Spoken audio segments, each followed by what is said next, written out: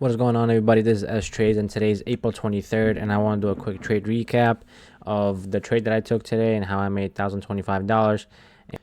And I also want to talk about how the previous two lessons that I've taught you guys about liquidity part 2 and premium and discount, I wanted to touch on that because for this whole entire week, both of the lessons that I've taught was literally showing perfectly in the live markets, and I just want to kind of show it to you that this thing happens daily, like in the live markets, and I'm not just getting things out of nowhere, you know what I mean? So without further ado, let's get straight into the video. Okay, so coming in today, right, if you guys take a look at a high time frame, we were pretty bullish. Like, we kept making higher highs and higher lows, right? We kept respecting bullish and disrespecting bearish.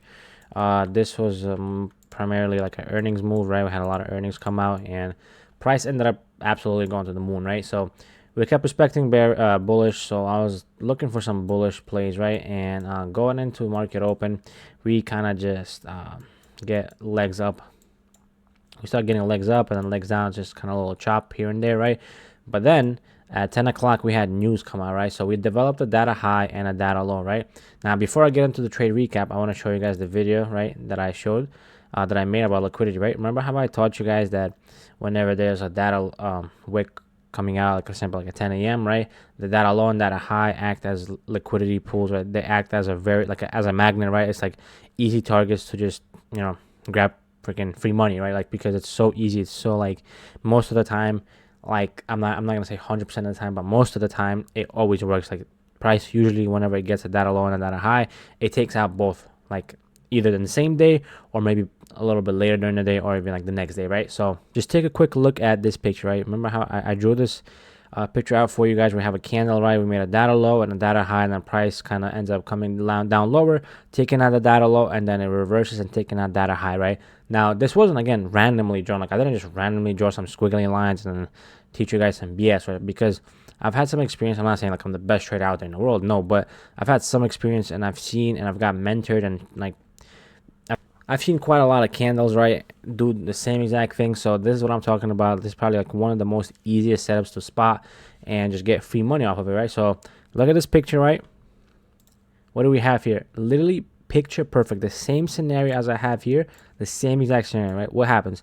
At 10 a.m., we make this news candle, right? Big wicks, right? Taking out both buy side and sell side liquidity, right? And then we develop this data low and a data high, right? So what was I looking for?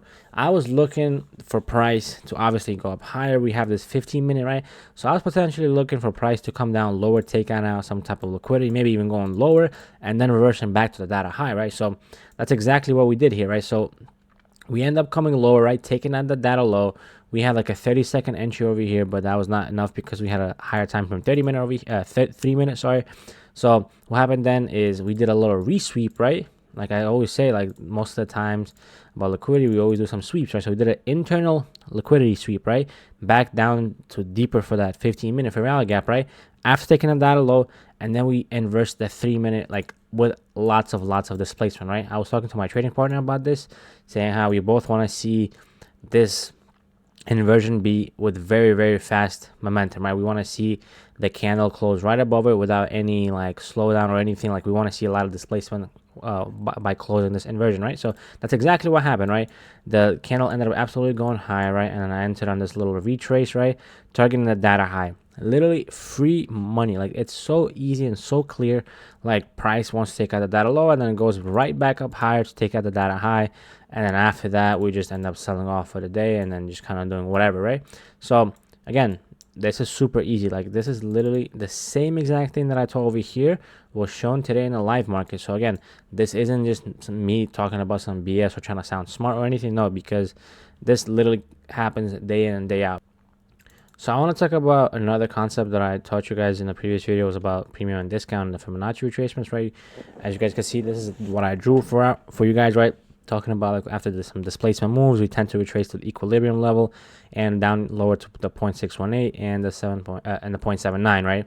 This is again what I taught in the lesson, right? Some might be like, well, just some random squiggly lines that he just drew and then drew this random fib and just talking about some nonsense. No, like, this literally keeps on happening, right? So what do we have here on a high time frame? Right? We go on a 4-hour, right?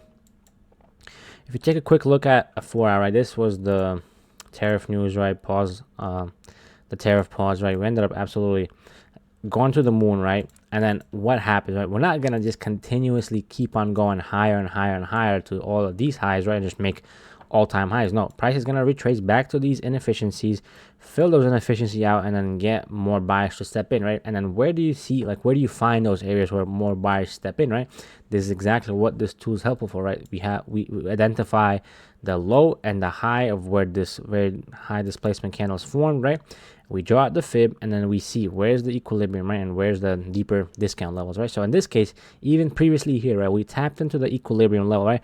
And then we start to see some kind of a reaction, right? We haven't obviously taken out the high yet, right? But what happens then? We came all the way down lower, sweeping out this very important internal low, right? Now coming back down to 0.618 retracement, and then we start to see lots and lots of volume back up high, right? And plus the earnings call ended up fueling this move, right? So like, this isn't just random, okay? This is people shit on, you know, technical analysis, talking about how like it's nonsense, whatever, it's astrology.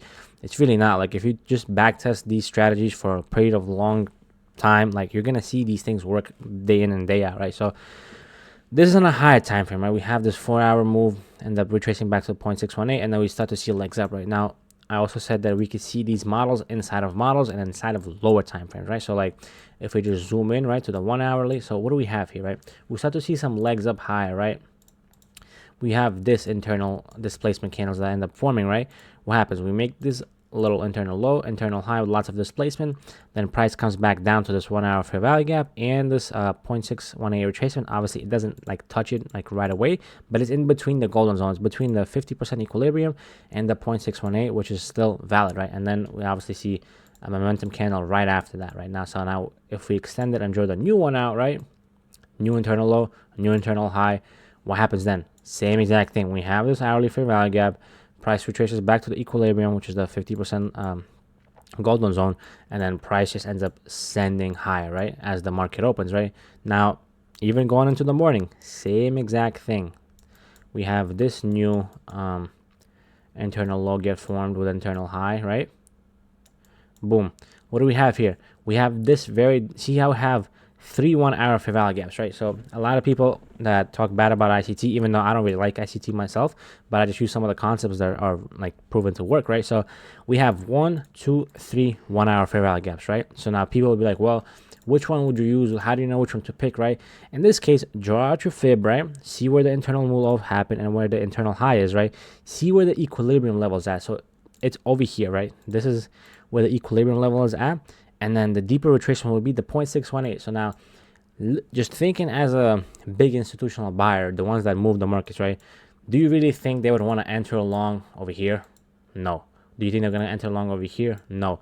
They want to get a very discounted price where price would, you know, fuel the move and where it would be more beneficial and more cheaper for them, right? So in this case, this 1 hourly is the most discounted fair value gap, right? Which also tends to align with this golden zone, right? The 50% level and the 0.618. And we see price come in, tap this 0.618 retracement, and then we literally gap up the next day. Like, there's so much momentum that ends up happening. We start to continue to go higher, right? So now this is today. So these are just my predictions, okay? Don't take it for, you know, 100% my word or whatever, thinking that guarantees probably gonna happen and you take a trade and I'm gonna get blamed for it. No. But what do we have here? We have this new day opening gap that happened, right, overnight yesterday, and it also is lining up with the 0.618 retracement. So now, just by looking at the previous week, right, previous few days, like, the kept on happening over and over and over again. So now, it doesn't mean it's guaranteed that it's gonna happen, but what my hypothesis is price is probably likely to come down lower, fill this new day opening gap, wherever, you know, prices wants to fill it at, right? My thinking is anywhere from the 0.618 down to the 0.79, because usually what price does, it fills out the gaps all the way, right? But sometimes it doesn't, so we're just gonna have to find out and see. But in this term, right, we made this new leg, right, new internal low to new internal high, right? And now the reason why I'm not drawing it from here is because we have that new day opening gap, right? We have this gap right below this fib retracement, right? So it wouldn't make sense to draw it out from here. So that's why I want to keep it at this internal low, because I'm pretty confident that we're going to come down lower here to fill this gap, right? Because when there's a gap like where you don't see any candles at all, that's just indicating a lot of inefficiencies, and price is most likely to come down lower and fill that gap, right? So that's about it for this video, guys. I just wanted to drop some sauce on top of what I made today. Again, back to back, I just proved two concepts that keep on working, right? The Fibonacci retracements that I showed you guys, and the data highs and data lows as liquidity tools, right? So yeah, if you guys like what you see, please like the video, comment down below if you guys have any questions. And yeah, this is just a quick trade recap for April 23rd, and I will see you guys in the next video.